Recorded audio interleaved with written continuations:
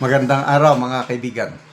Bigyan natin ng reaction opinion itong Facebook Reel posted by Mang Kepueng. Game show hosted by Ding Dong Dantes. May mga contestants bata. Mga bata, mga age, kung siguro ito, mga 10, 11 years old. Tinanong ni Ding Dong Dantes, bakit may nagugutom na mga tao? Ang sagot ng bata, na-shock si Ding Dong Dantes. Bakit may nagugutom? Pakinggan natin ha. Ako ko na makain, bakit kaya?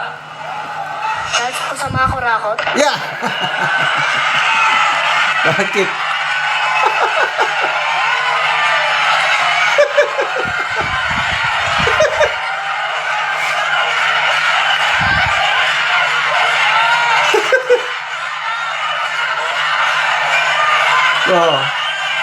Agree ang audience. Yan po yung honest opinion ng ating kabataan. So, sa mga kurakot, pinapanood po kayo ng mga bata. Tandaan niyo yan. At dahil sa sagot yan, dahil sa sagot mo, parang sinasabi mo talaga may pag-asa tayo dahil alam niyo yung mga bagay na yan. Yes! Yes! Isa pa, isa pa. Maraming tao mo na makain, bakit kaya? Dahil sa mga kurakot? Galing! Sampal sa mukha.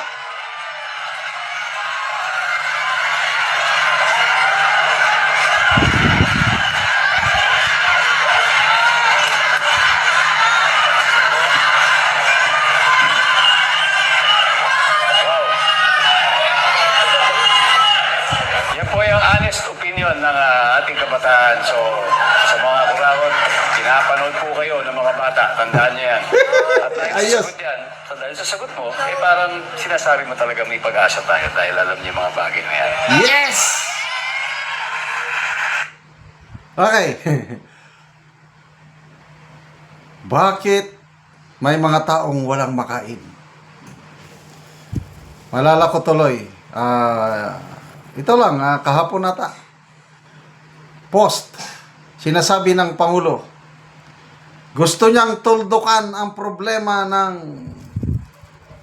kagutuman ng pamilyang Pilipino at the end of his term. Gusto niya, wala nang magugutom na pamilyang Pilipino. Wow! Grabe ang ating Pangulo ba? Yung utak niya, I don't know anong klaseng utak niya na napaka positive thinking. Kaparehas din yung kanyang sinabi na 1 million housing units per year ang ating gagawin. So at the end of my term, we will be able to build 6,000 housing units for poor Filipinos. Oh, ang galing, no? Palakpak. I think sa una o pangalawang zona, yan ang target niya. Budget hearing sa Senado the other day ba yun? Nako, pinagmukhang kawawa ni Senator Jinggoy itong Pangulo kasi sabi niya na ilan na bang napatay yung housing units? Sabi niya doon sa, kasi siguro budget hearing ng Department of Housing, the urban housing. Naging honest naman si Senator Gatchalian, yung budget sponsor. Sabi niya, as of now, pa lang after 3 years, 400,000 pa lang. Di ba ang target ng Pangulo is 1 million per year? So, ibig sabihin, dapat 3 million na.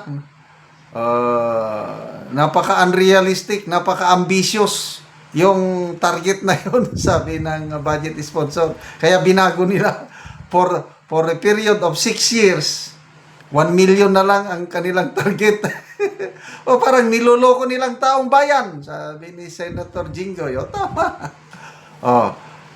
Sa housing, niloloko nilang taong bayan. Classroom. Ano ba yung classroom? Yung zona niya, meron ng 40,000 classrooms na na-open. At plano natin mag-open pa ng libo-libong classroom hanggang 2028. Napagalaman this year, 22. 22 classroom pa lang ang napatayo for this year. Natapos. Ganyan po magsalita ang Pangulo. Kaya sabi niya na, gusto kong tuldukan ang problema ng hunger sa aking administrasyon. Walang magugutom na Pilipino at the end of my term. SWS survey, tumaas na naman for third quarter. Compare mo sa second quarter, 16.1% lang nagsabing gutom. For third quarter, 22%. Pataas ng pataas ang bilang ng mga pamilyang Pilipinong nagugutom. Anong dahilan? Ang bata, dahil sa kurakot. Sampal sa mukha. Ay, masakit. Masakit. Dahil grabing korupsyon. Again, SWS survey. 97% of Filipinos, anong sabi? Talamak ang korupsyon sa gobyernong ito. Kaya, Pangulo, siya nang umamin. Wala nang katiwa-tiwala ang taong bayan sa atin. Mabuti naman at inaamin niya.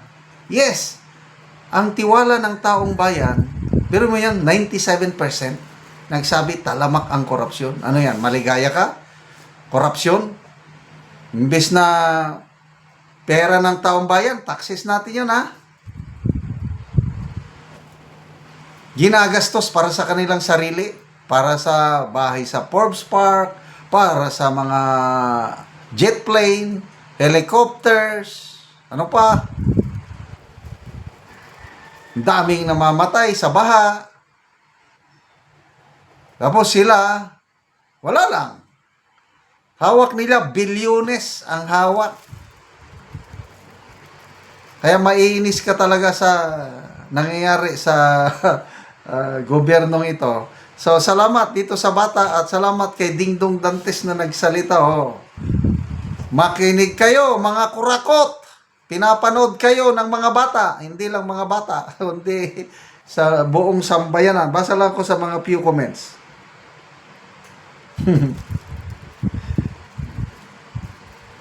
Jose Sanz, pati bata, naintindihan na nila. Good answer. Victorino Martinez, buti pa mga bata. Real talk. Yes, tama naman. Good job, baby boy. Salamat mga kaibigan sa inyong pagsubaybay sa ating channel.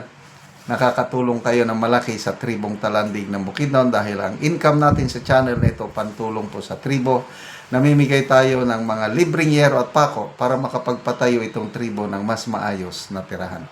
Panoorin nyo ang video na ito. Mo na ni ang matagaan og yero nga mag-atop na sa iyang balay si Kuya.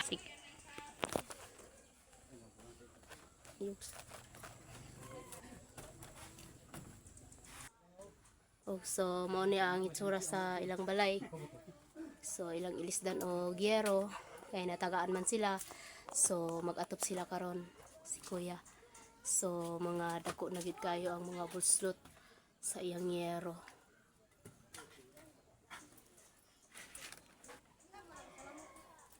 So mo po niyang ilang abuhan nga mo nilang kahimtang kung ulan nga wala na gid sila kuanan masilungan tungod sa ilang atop nga trapal lang pod ang naa sa ilang abuhan. So makita gid nimo nga luoy gid kayo sila. So kay natagaan man nato sila giyero, so mag-atop si Kuya karon. Maupod ni ang ilang higdaanan sulod nila. So makita imo na mga dagko ng buslot. So karon Kuya, pila na ay ni katuig ang imong balay Kuya nga inani na? 4 years. So 4 years na daw ang ilang balay ni Kuya, usan inani ng abuhan, inaana na pud ang ilang atop sa kuan sulod. Pila ka buk imong anak Kuya? 3. So tulo ka buk ang anak ni Kuya. So si Kuya kay natagaan magyero, so mag-atop siya karon.